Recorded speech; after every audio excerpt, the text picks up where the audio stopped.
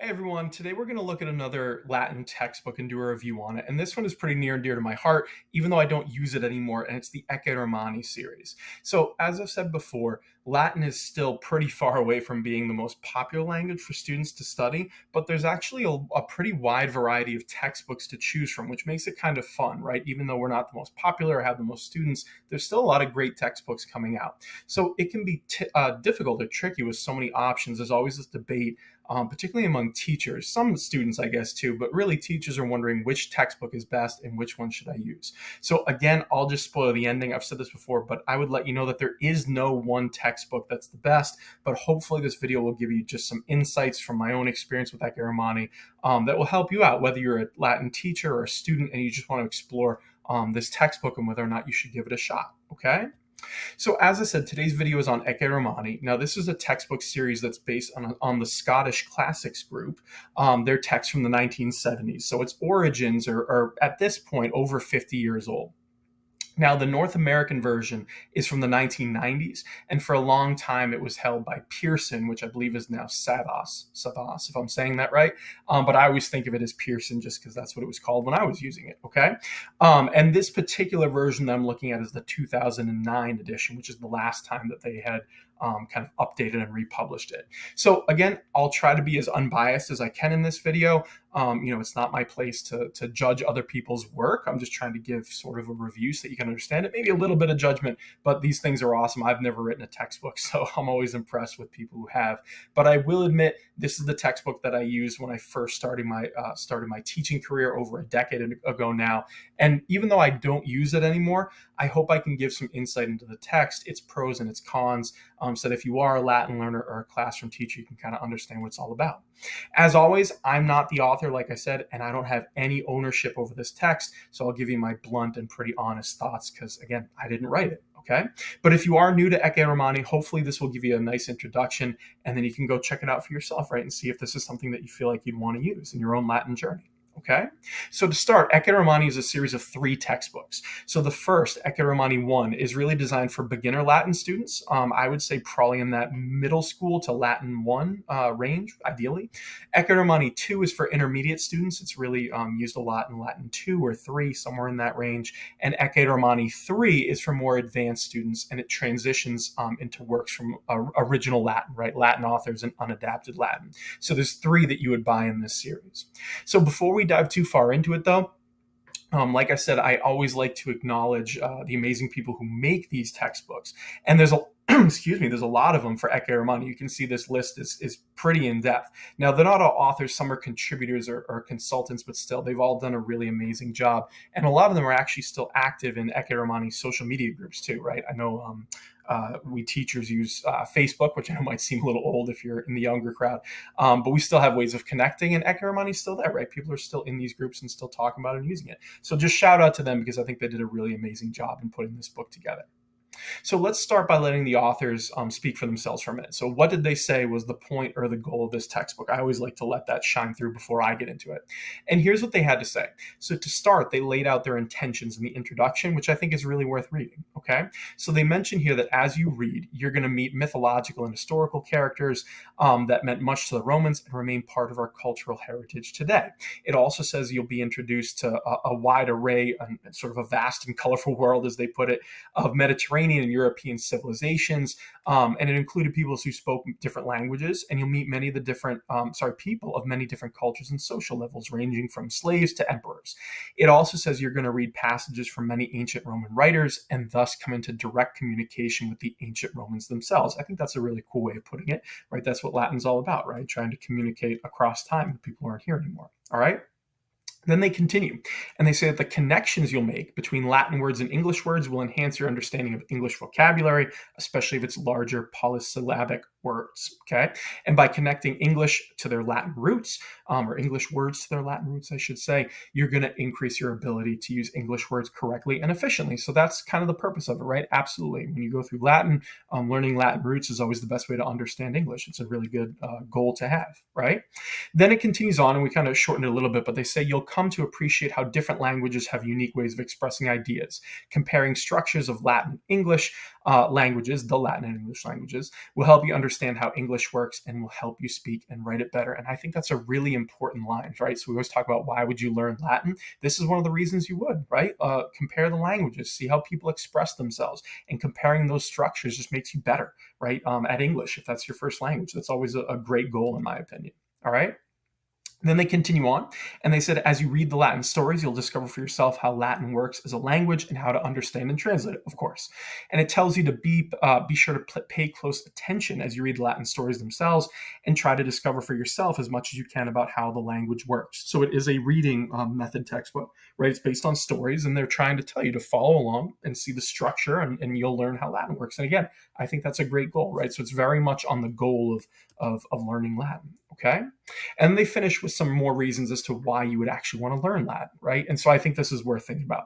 It says, in learning the Latin language, in becoming acquainted with the cultural life of the ancient Romans, and in constantly making connections and drawing comparisons between their language and life and yours, you will develop a deeper understanding of your own world, and you will find many ways in which you can use your knowledge of Latin and the ancient Romans to lead a more successful and enjoyable life in your own world. I think that's a really good way of putting it, right? Everyone talks about why you would learn Latin, and I'm sure in another video I'll plan out to put why you should, or at least my thoughts. But everyone goes to the SATs or standardized tests or grades, and to me that's nonsense, right? Why would you learn something for that reason? Learn it because it's fun and it's exciting, and you can make those cultural connections. So that's what it's all about in any language classroom. Learn the language so you can learn the culture. Culture and language are the same thing, right? They're so interconnected. So I really appreciate the way that the authors of Ecce laid this out. And I would encourage you, if you are a Latin learner, this is what you should be thinking about. Okay. So that gives you a sense of what the authors are saying this book is all about. And I appreciate that. I think it's really worthwhile. And a lot of people skip over the intro, but a lot of work went into this text, and you should try to get a sense of what it's trying to do and what it's trying to accomplish. Okay. So now let's actually unpack sort of my thoughts on using Ecce Romani for so many years, along with what I think worked and didn't work and why I actually don't use it anymore. Okay. But let's start with vocabulary, okay?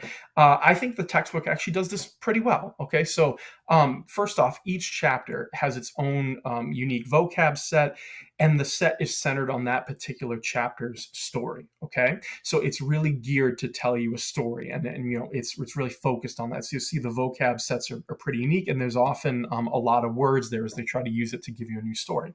The vocab does build throughout the chapters. So in other words, from chapter to chapter, you'll start to really see some overlap of different words, which is a pro, right? That's the way it should be.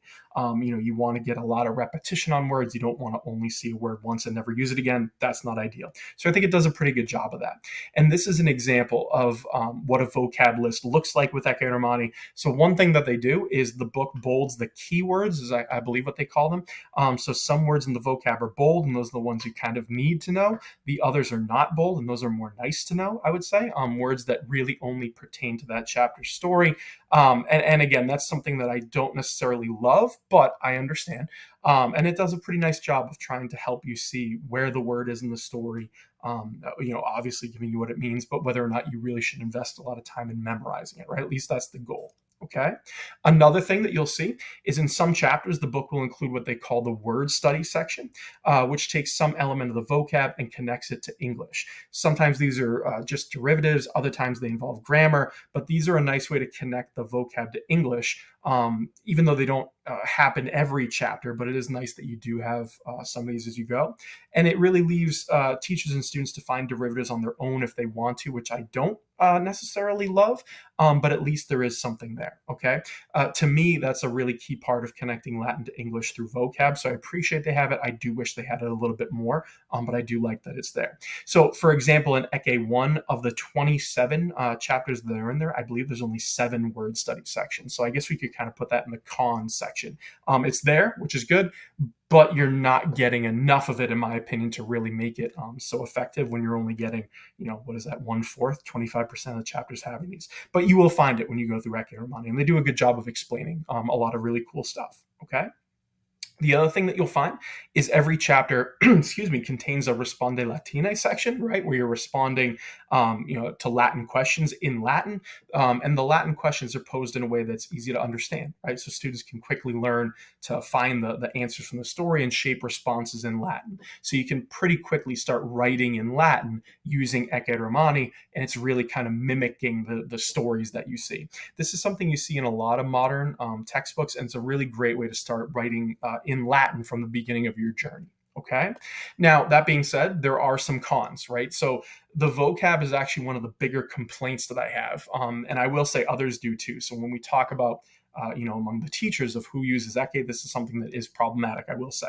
So while the words are good, some seem very random and they'll only appear once in the book, which I think is not great. So I wrote here that some of the vocab is not particularly useful, or it only pertains to that specific chapter story. So for example, very early on in Ecce 1, students will learn the phrase lanam trahan, right? They spin wool, which is important for the story, but it's really a random thing to know how to say, right? It's a little tough. It just, the joke I will say that a lot of students, Ecce students, will say is that they'll learn to say the phrase to brand the letters on his forehead before they learn how to actually say hello. I know it's a joke, but it's not far off. You kind of learn some random things in Ecce Romani, which I don't think are overly necessary, and I think they're only in there to kind of fit the story narrative. So in other words, the authors needed a phrase for the story, and if it were up to me, I would have rather just used words that are more useful and try to shape the story around the vocab instead of shaping the vocab around the story, if that makes sense. Other vocab words are given with no explanation as to what the form is that students are looking at, which is not great. I wrote here, in the bullet point or whatever, the second point here, that some of the vocab has grammar you haven't seen yet. So for instance, in chapter 18, the word latrante shows up, which is given as a vocab word for barking, right? It's a present participle, but present participles don't get covered or introduced until chapter 40, right? So 22 chapters later and in a completely different book. So in other words, they see it in Ecce 1 and they don't learn it until Ecce 2. To me, that doesn't make a ton of sense. I know in that chapter they're talking about dogs, but I just think there would have been a better way to do it instead of giving a word and pretending it's vocab with no context. And then kind of hoping students remember it. I don't know. To me, that doesn't seem like the best way to do it. So I really do have a problem with that. Additionally, although some of the words do build across the stories, like I said, a lot of them are sort of one and done words, which is just a little bit odd. So while the text does distinguish between those key or core vocab words, like I said, I think in a lot of modern texts, at least ones that have come out more recently than sort of the 90s or 70s, or even this one, 2009 is the last time they updated it. In more modern texts, you see that they use just all core words, right? And they're often based on frequency lists and vocab found in original Latin. So that's something that we have access to. There's a lot of great sites that'll show you what are the most common words in Latin language that we have. That to me makes more sense to use those as opposed to using the one and done. So again, I gave you the example of they spin wool. I'm pretty sure that only shows up once, right? So to me, there's not a very big point in learning or having students learn a phrase that they're only going to see once and never again. I don't love that. So overall, I do find the vocab at times to be pretty flawed. But although there is the expanded vocab, it does allow for more interesting stories. So I understand they used words to make the stories better, and Ecce does have good stories. I just don't think it was worth the trade-off of kind of using confusing vocab, if that makes sense. So to me, the vocab is always a problem for me. Now, to dive into the grammar, right? This is the main part of any Latin textbook. This is another sort of point of contention among teachers, right? There's always this endless debate about what's the best way to present and organize grammar in our classes. And again, there is no one right way. So Ecce does it one particular way. I do it a slightly different one. That doesn't mean any of us are right. It's just more of a preference thing, okay? So Ecce Romani follows a grammar structure that's pretty straightforward, and it's pretty common in many textbooks, okay? So each chapter has one unique grammar point, maybe two, depending on what it is. The grammar explanations that they use, it's a really nice balance of charts and text. I always thought Ecce did a good job of writing out what's going on, but also putting a good amount of charts so the kids can kind of see it visually. And the sequence that they use, it does allow students to move quickly through Latin grammar, right? If you follow the actual Ecce sequence, you will hit higher level Latin pretty quickly, which is good. I don't think it works for every student, but the ones who are really interested in Latin and sort of the higher end students, it could work. And there's also a variety of grammar exercises that you can use to practice. I think those are all pros, okay? But I will say that while the Ecce grammar structure can work effectively, it didn't really work for me or my classroom, which is why I don't use it anymore, right? I did for a long time, but I constantly felt myself kind of switching up the order of things and certain things not quite making sense, which is why I don't use it. So I will say it's a little bit of hit or miss to me. So this is an example of the chapters from Ecce Romani, right? So this is from Ecce Romani 1, I believe. And you can see there's a pretty wide range of grammar topics, and you get a sense of the sequence, right, and the stories that are in it. And again, if you were to look through, I would encourage you look at the table of contents and see if you agree with it. You'll kind of figure it out for yourself. If you're a Latin teacher or a student, it might work, it might not. So this is also another pro I mentioned. It does a really great job of giving a lot of grammar exercises, and they come in a pretty good variety. So some are fill in the blanks, some are translation, some are writing in Latin. It really does a good job with this. I actually think this is something that I wish other textbooks, even the one that I use, did a better job of. There's a good amount. Most chapters have probably 4 or 5 grammar exercises, which is awesome. And you can see a lot of times it's read it aloud, do something involving the grammar, and then translate. It's a pretty straightforward thing. Okay. Now, the cons, I mentioned, are also things that we have to kind of think about, problems that I had. It doesn't mean it's, good or bad. It's just my one complaint has always been that I don't really agree with the sequence of the grammar that the book uses. And at times I wish there were things that were more spread out, right? So I wrote here in the first 2 bullets, right? That's what it is. It doesn't always make sense to me. I think some are really dense and should be spread out. So for instance, students will learn first, second, and third declension adjectives all in one chapter. And that throws them for a loop. Noun adjective agreement is a really difficult thing for years now. Every group of students I've had, they've all struggled. So to put it in one chapter, I think is way too much. It should have been spread out. It doesn't need to be in one chapter. I think that's kind of a problem, right? It throws my students for a loop. Another thing that I'll say is at times it feels like the grammar is not repeated enough in the stories, right? Which is my third bullet point here. So again, I feel like at times the authors were choosing the narrative of the story over the actual grammar. So in other words, they were worried about making a compelling story instead of making a repetitive story, which I get. But the repetitive stories, I will say, as a Latin teacher, in my experience, the repetitive stories are much better for actually learning Latin. So it's kind of a trade-off, but I get it. But I'll give you an example. In chapter 18, right, that's the one that's on first, second, and third declension nouns, there's only a handful of each in the entire story. I think the first paragraph has 0 adjectives, which to me is odd, right? If the grammar topic is about adjectives, I would think you would fill that story with adjectives so you get the practice. I'm sorry, it's not adjectives, it's on first, second, and third declension nouns, I think is what it is. But either way, it's just not enough practice to really help you with it. I will say it does make up for this with the grammar exercises, but I think it's more effective to do it through reading stories, right? So in other words, I'd rather read and teach a story that has the grammar than just hand grammar exercises to my students. Maybe that's a personal preference, but it is kind of how I feel about it. All right. And lastly, the other thing that I found troubling at times, or I found troubling, is that the grammar is very different depending on what book you're using. So in other words, the density of it. So book 1 has a lot in it, but compared to book 2 is very grammar heavy, right? And it does a lot of heavy stuff in a very short time. So book 1 is fairly light on grammar. There's still a lot of stuff, tenses, things like that. But book 2 kind of dives really quickly into heavy topics, and it just doesn't seem balanced. I know the idea is that by the time you get to book 2, you've probably been doing Latin for a while, but I think in a public school class, at least, where kids aren't always so excited about doing everything, I wish it were more spread out. I think it takes a very high-end student to be able to follow that and do it in the sequence that they have. So again, pros and cons. Now, the third thing that I wanted to get into are the stories, right? The kind of heart of the textbook, if you will. So Ecce Romani, like I said, is a reading method textbook. So the idea is to learn grammar through the context of reading stories, right? A lot of modern textbooks do this. So overall, I think the stories are really fun, and they have a nice balance of focusing on grammar and storytelling with culture and history. Again, I wish it was more to the grammar, but it is what it is. It's not bad.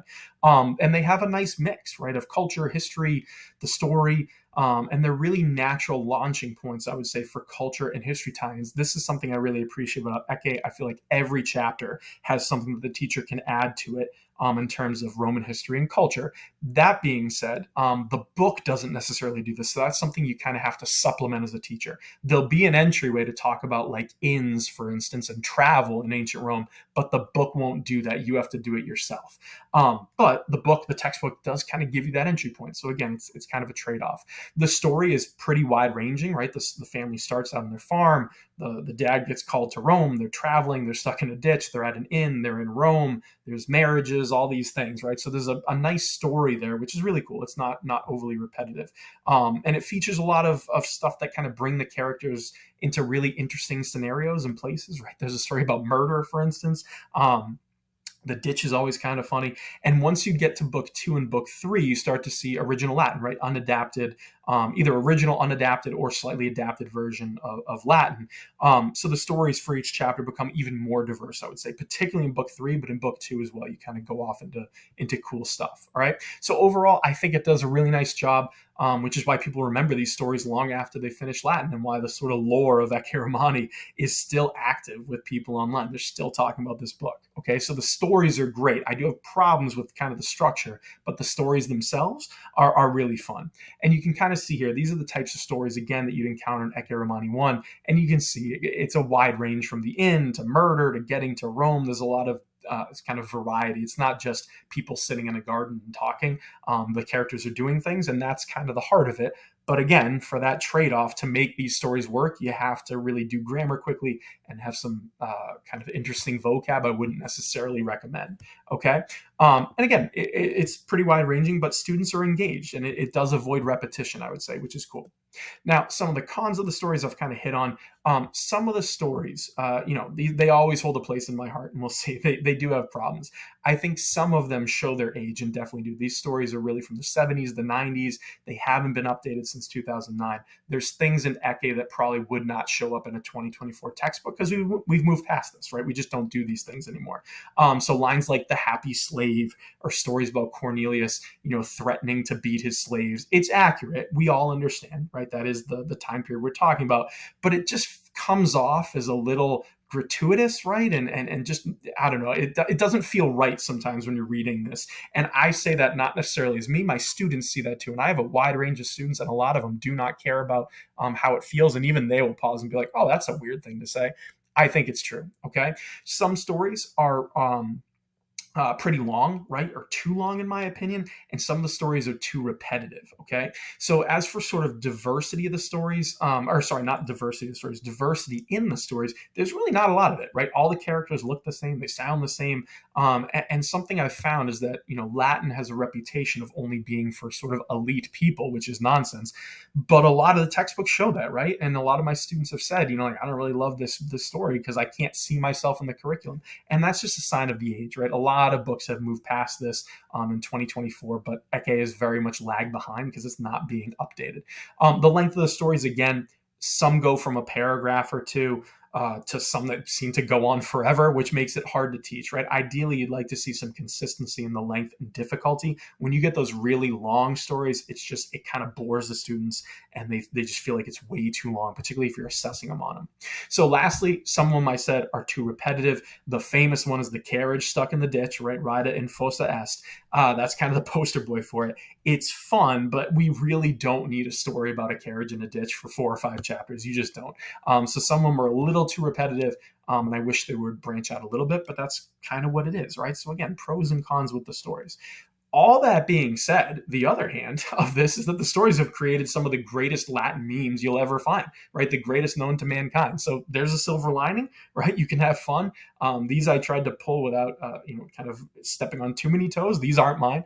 But if you just Google Ecce Romani memes, this is Ecce Romani memes, rather. This is part of the fun. Students are still making these, which is good and bad. I'm not sure you want your students making fun of the textbook, but Ecce Romani kind of has become that, right? It's become a joke in some things, and it's fun. The kids have fun with it. But I don't know, silver lining, you get cool memes. So that's kind of how it goes. All right. So just to wrap this up, my overall thoughts of Ecce Romani, right? There are some, I think, valid reasons as to why I and other Latin teachers have moved away from Ecce Romani, right? And don't use it in our classrooms. That being said, it's still a solid textbook, and a lot of people are still using it, right? So I don't want to say it's dead. It's not. So if you're looking for a textbook to use as a student or a teacher, of course, give it a shot, right? It's kind of, particularly if you're a younger teacher and you don't feel confident to really break off away from a textbook, this is ready to go. You picked it up, you're good to go. You could follow this and probably be fine. I think it's perfect for those Latin 1 to 3 students. But on the other hand, when you get to AP, I'm not sure it does a great job of prepping for the current AP curriculum, Caesar and Virgil. It does. I'm not saying it's that. It's kind of a toss up. I think it's more, kind of on that lower level, but it is what it is, right? The one problem that I have is I feel like the publishers just kind of left Ecce Romani to die. I have not seen any updates to this anymore, supplemental resources. I think Savas tried to do an online platform. I never used it. A lot of people I know say there's problems with it. It's not great. It just feels out of date. Especially compared to more modern publishers and people making books and novellas. It just feels like Ecce Romani is a step behind, and I'm not sure there's a lot of investment to change that, which could be why it's kind of fading out a little bit. And I'll be honest about that. I do feel like it's dated, and I wish it had been updated since 2009. At this point, 16 years ago, that makes it a little bit tough, right? Things have definitely changed. If you do use Ecce Romani as a teacher, you're probably going to need to skip around a bit or supplement. A lot of teachers say that they like Ecce, but they basically have to do it on their own, right? Take this chapter, do the chapters out of order, add things, whatever it might be, okay? So you're probably going to have to do a lot to supplement it to make it work. If you're good with that, go for it. I did that for a long time. I wouldn't necessarily think that would be great for a beginning teacher. Probably not your best bet, but maybe you just feel really confident about it, right? It's therefore you can do it. And as far as supplementing goes, right, it's a lot of great launching points for culture topics. So if you're into Roman history or culture and you love teaching that, there's a lot of great ways that you could do that, right? As a student, though, you're not really going to find all that in the book itself. But if you're a teacher, there are kind of very easy launch points for it. So again, it's kind of a toss-up. It is a good prep for reading unadapted Latin. I don't know if it's the best prep for reading, like I said, Caesar and Virgil, but again, you might disagree. It's fine.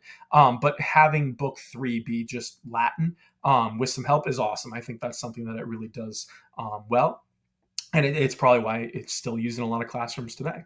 And I would say that at the end of the day, the community of Ecce users is still pretty strong, but it does seem to be shrinking.